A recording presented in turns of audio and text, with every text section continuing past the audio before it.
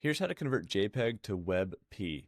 So if you want to get that WebP, kind of like that web optimized image, I use an app called Convert that I actually created. It's an offline file converter where you just drag and drop your files in, as many JPEGs as you want, go to select output, and then from there we can pick WebP. And then we hit convert and it saves it right next to wherever that file came from. So I created this with my brother who's a software developer.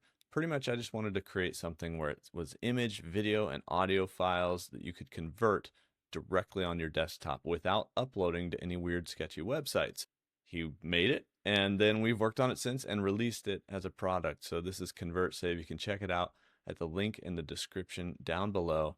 You can do hundreds of files. I've tested over 1,000 files. I think it just depends on your own computer how many files you can do. So you can batch convert, but this is how I convert everything now. So this is how I convert JPEG to WebP, and also video files and audio files too. And we're about to add a lot more advanced features, and we're going to continue working on this app and add even more file formats as well. I hope you guys enjoy and check it out, and I appreciate your support. That's how I convert JPEG to WebP. I'll see you in the next one.